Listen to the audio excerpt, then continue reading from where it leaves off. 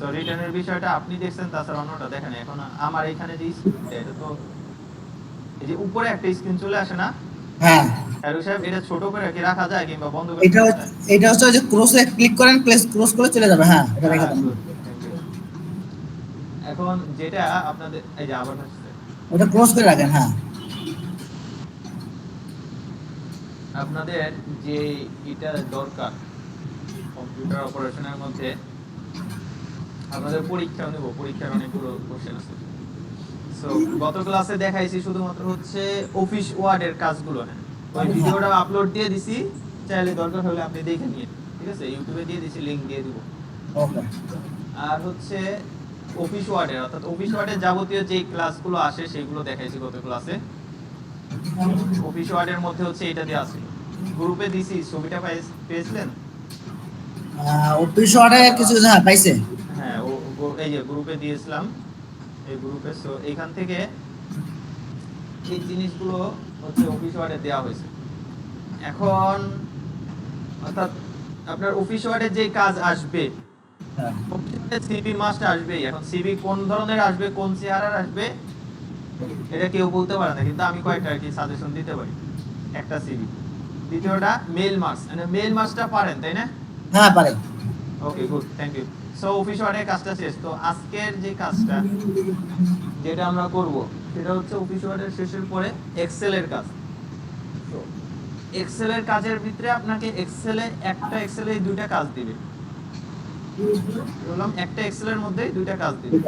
এক্সেলের এইখানে যে কাজটা আছে, ঠিক আছে, বলছে এক এক পরীক্ষা এক একটা আসবে। কখনো আসতে পারে রেজাল্ট শিট, কখনো আসতে পারে স্যালারি শিট, কখনো আসতে পারে হচ্ছে আপনার ইলেকট্রিক বিল।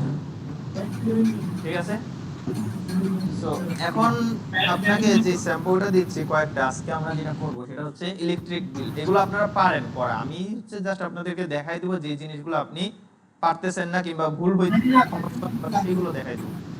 ঠিক আছে, সো এর মধ্যে এখানে ইনস্ট্রাকশন দেওয়া আছে যে কোনটার জন্য কি কি কাজ করবেন, কি হবে, আর স্যাম্পল হচ্ছে নিচে দেওয়া আছে, এই যে দেখছেন।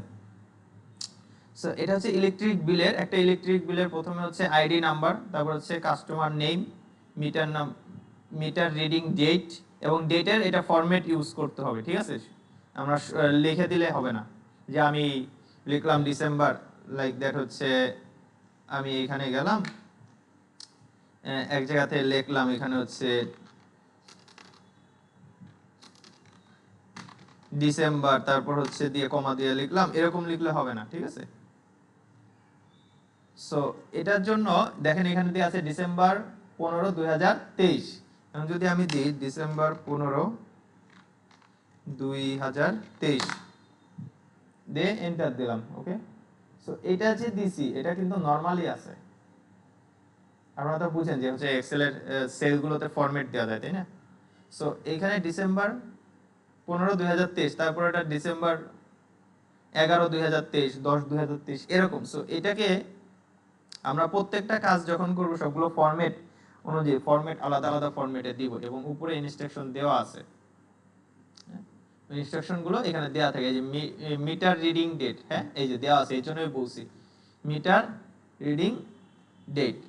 এই জিনিসটা এই যে এখানে মিটার রিডিং ডেট, এখানে যেরকম হবে যে মিটারটা রিডিং এর যে ডেটটা কিরকম হবে, অ্যাপ্লাই ফরম্যাট সেল দিতে হবে।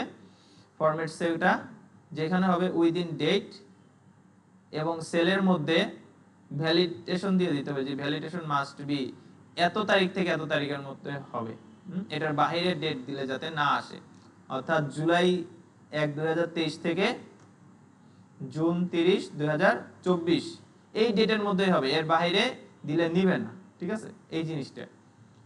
তারপরে আর একটা জিনিস যেটা দেখানোর জন্য আপনাদের মোস্ট ইম্পর্টেন্ট দেখাতে হবে, সেটা হচ্ছে কাস্টমার যে আইডিটা দেব, আইডিটা অবশ্যই ইউনিক হতে হবে, এবং কাস্টমারের আইডিটা should be 6 digit numerical value. হ্যাঁ, 6টা ডিজিটের হবে, নাম্বারের 6টা ডিজিট হবে। সেটা কিভাবে নাম্বারের 6টা ডিজিট হবে, তা এইখানে যে কাস্টমার আইডি কয়টা আছে, 1, 2, 3, 4, 5, 6, 6টা ডিজিট। এখন কোনো ভুলবশত যদি কেউ টাইপ করা, তার ডাটা এন্ট্রি করার সময় যদি 7টা ডিজিট টাইপ করে ফেলে, তাতে যাতে না নেয়, ঠিক আছে, যাতে করে না নেয়। এবং শুধু এটাই না, প্রথমে যেটা আছে এই ডিজিটটা যদি আবার পুনরায় অন্য একটা সেলে যদি আসে, সেটাও যাতে দেখায় যে না আপনার এটা ইনকারেক্ট হচ্ছে। হ্যাঁ, সো এই ডিজিট, এই জিনিসগুলো একটু এনশিওর করে দিতে হবে ডাটা ভ্যালিডেশনের মাধ্যমে। এটা পারবেন না? সো আর খায়রুল সাহেব, আপনি কি পারবেন? এটা একটু করে ফেলুন। হ্যাঁ, আচ্ছা, আশা করি আপনি পারবেন। তারপর হচ্ছে, আর না পারলে হচ্ছে আমাকে বলবেন, সহযোগিতা। তারপর হচ্ছে customer name automatic field, automatic আসবে। এবং কনজিউমার ইউজ অ্যাপ্রোপ্রিয়েট ফর্মুলা। এখন ফর্মুলা কোনটা এখানে কিন্তু বলে দেয় না, যে কনজিউম ইউনিট, কনজিউম ইউনিটটায় কি ইউজ করবে সেটা কিন্তু বলে না। কনজিউম ইউনিটে যদি যাই, এখানে শুধু দেওয়া আছে previous unit, current unit, consume unit. তাহলে এখানে কি করতে হবে? বলছে অ্যাপ্রোপ্রিয়েট, মানে আপনার যেটা মনে হয় এরকম একটা ফর্মুলা ইউজ করেন। তো এটা বোঝা যাচ্ছে প্রিভিয়াস, পূর্বের একটা মিটারের রিডিং দেওয়া আছে এবং বর্তমান মাসের মিটারের রিডিং এইটা। তাহলে কি হবে? কনজিউম ইউনিট, অর্থাৎ সে কতটুকু এই মাসে ব্যবহার করছে সেই ইউনিটটা দিতে হবে। সেই ইউনিটটা দেওয়ার জন্য কি করব? সিম্পলি হচ্ছে বর্তমান মাস থেকে পূর্বের মাসেরটা বিয়োগ দিব, তাহলেই আসবে। ঠিক আছে? সো তারা ওইখানে একটু ট্রিকি কোশ্চেন করছে, যে হচ্ছে আপনার অ্যাপ্রোপ্রিয়েট যেটা দরকার সেটা ব্যবহার করেন। তারা বলে দেয় না যে এটা থেকে এটা বিয়োগ করেন সরাসরি। তারপর বলছে ইলেকট্রিক চার্জ। এই ইলেকট্রিক চার্জটা তাহলে কোথা থেকে বসাবো? আবার উপরে দেখতে হবে যে ইলেকট্রিক চার্জ হবে হচ্ছে অ্যাপ্রোপ্রিয়েট ফর্মুলা ইউজ করতে হবে, এবং যেখানে রেঞ্জ রেট এত হবে। যাদের ইউনিট 0 থেকে 75 তাদের হচ্ছে 4 টাকা 19 পয়সা করে, এবং 76 থেকে 200 ইউনিট তাদের টাকা 5 টাকা 72 পয়সা করে। এই জিনিসগুলো ফিল আপ করে, যাতে করে অটোমেটিক্যালি এইখানে যে ইউনিটগুলো আসবে সেই ইউনিটগুলো চার্জ এখানে পড়ে। এবং সার্ভিস চার্জ বলছে, সার্ভিস চার্জ হচ্ছে অটোমেটিক্যালি সবার জন্য 500। তাহলে সার্ভিস চার্জ সব জায়গায় 500। তারপর বিল অ্যামাউন্ট, বিল অ্যামাউন্ট তাহলে কি হবে? ইলেকট্রিক চার্জ এবং সার্ভিস চার্জটা যোগ করে দিলে বিল অ্যামাউন্ট, সিম্পল। তারপর হচ্ছে র্যাঙ্ক, র্যাঙ্কের জন্য কি বলছে? Rank use formula arrange ranking based value based on bill amount. অর্থাৎ র্যাঙ্ক যে আমরা করব, র্যাঙ্কটা কিসের উপরে করব সেটা বলে দিছে। এই যে এটার মধ্যে দেখেন যে বিল অ্যামাউন্ট দেওয়া আছে, বিল অ্যামাউন্টের উপরে আমরা এই জায়গাটুকুতে র্যাঙ্কিং করব। ঠিক আছে? এটা তো বুঝতে পারছেন। সো এখন দেখেন এই পুরো একটা কাজে, এই কাজের জন্য আপনাকে দিবে 45 মিনিট। সো এই পুরো একটা কাজের মধ্যে আপনার কাজ করতে হবে কোনটা? মেইনলি সবথেকে কঠিন কাজ যেটা আপনার করতে হবে সেটা হচ্ছে এই ইলেকট্রিক চার্জ। এটাই শুধুমাত্র কাজ, আর কোনোটা কিন্তু কাজ নাই। আর কোনোটা আহামরি কাজ না। আর মাঝে হচ্ছে কাজ, এখানে একটা ডাটা ভ্যালিডেশন দিতে হবে, এই জিনিসটাই ডাটা ভ্যালিডেশন, এবং এখানেও ডাটা ভ্যালিডেশন, এই দুইটা। আর বাকিগুলো হচ্ছে শখ পূরণ করতে পারবে, র্যাঙ্কিংও করতে পারবে না আশা করি। এখন এটা গেল হচ্ছে স্যাম্পল 1। আর নিচেও আরেকটা স্যাম্পল দেওয়া আছে, সেই স্যাম্পলটা পূরণ করতে হবে। সেটা হচ্ছে কি? V lookup. অর্থাৎ এখানে একটা ভি লুকআপ করব আমরা, যে উপরের ডাটা থেকে ভি লুকআপ করার পরে এইখানে যে কাস্টমার আইডি দেওয়া আছে, কাস্টমার আইডিতে আমি নাম্বার লিখব, এবং অটোমেটিক তার চার্জ কত সেই চার্জটা অটোমেটিক এখানে চলে আসবে। ওকে, সো এটা আমার উপরেরটাকে করার পরে তারপর আসবে। এবং এই উপরে যে লেখাগুলো আছে এগুলো কিন্তু লিখতে হবে, অর্থাৎ টোটাল আপনার এইখান থেকে নিচ পর্যন্ত করতে হবে। ঠিক আছে? উপরে যে লেখা আছে, লোগো আছে, লোগো যদি আপনারা না পান, যে কোনো একটা লোগো এনে দিবেন, তখন স্যারকে জিজ্ঞাসা করবেন যে স্যার কোনটা আনবো। এই হচ্ছে এক্সেলের একটা কাজ। ঠিক আছে? এই একটা কাজ আপনাদের দিব আজকে এক্সেলের, এটা করবেন বাসায়। এবং তার পাশাপাশি আমি এক্সেলের আরো একটা কাজ আপনাদেরকে দিয়ে দিব। ঠিক আছে? যেটা প্র্যাকটিস করে আসবেন অবশ্যই। আর একটা সিম্পলি আপনাদের আরেকটা এক্সেল এর কাজ দিব এইখানে এইখানে এইখানে আরেকটা এক্সেল এর কাজ আছে এই এক্সেল এর কাজটা এই দুটো এক্সেল এর কাজ আপনাদেরকে আমি দিব এই দুটো এক্সেল এর কাজ একটু করবেন ঠিক আছে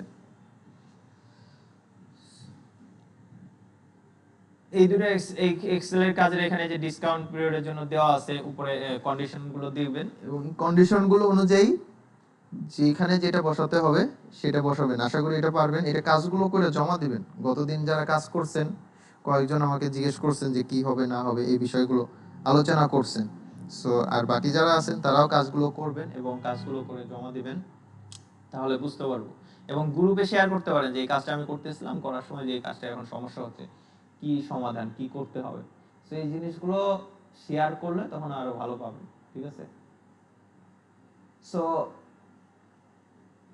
এটাই ছিল আপনাদের কাজ সো কাজগুলো করবেন এখন আপনারা পারেন দেখে আমি দেখাই নেই যেহেতু সময়টাও বেশি নেই আপনারা কাজগুলো জমা দিলে আমি বুঝতে পারবো যে হচ্ছে আপনারা কতটুকু করছেন এবং কতটুকু পারেন এবং কোথায় সমস্যা আছে অনেক সময় দেখা যাচ্ছে আপনি কাজ পারেন কিন্তু করতে অনেক বেশি সময় লাগান টাইম লাগান সো টাইমটা মেনটেন করে দেখবেন যে আমি কয়টা থেকে কাজ শুরু করছি কয়টা পর্যন্ত লাগছে কতটুকু আমার সময় লাগলো এই টাইমটা মেনটেন করে করবেন আর যখন আমাকে দেখাবেন তখন আমি বুঝতে পারবো যে হচ্ছে না কোথায় আপনার সময়টা বেশি লাগছে সো তখন আমি বলে দিব যে না এই জিনিসটা এইভাবে না করে এইভাবে করেন তাহলে আপনার হচ্ছে আরো সময় বেশি লাগবে যদি আপনি পরীক্ষার সময় 2টা ক্লিক কম দিয়ে যদি কাজ করতে পারেন তাহলে কিন্তু আপনার ওই 2টা সেকেন্ডই বাঁচবে বুঝতে পারছেন এই জিনিসটা সবসময় মাথায় রাখবেন সো এই হচ্ছে কথা এটাই হচ্ছে বলার ছিল সো আজকের ক্লাসটা এখানেই রাখতে চাই বুঝছেন খায়রুল সাহেব আপনার যদি কিছু বলার থাকে আপনিও বলতে পারেন কিছু জানার থাকলে ঠিক আছে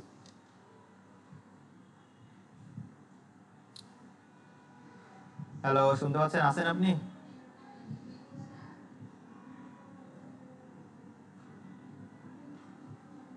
আচ্ছা এই পর্যন্ত রাখি okay okay thank you so much পরের ক্লাসে আবার দেখা হবে কাজগুলো করে হ্যাঁ কাজগুলো করে শেষ করে দিই ওকে আল্লাহ হাফেজ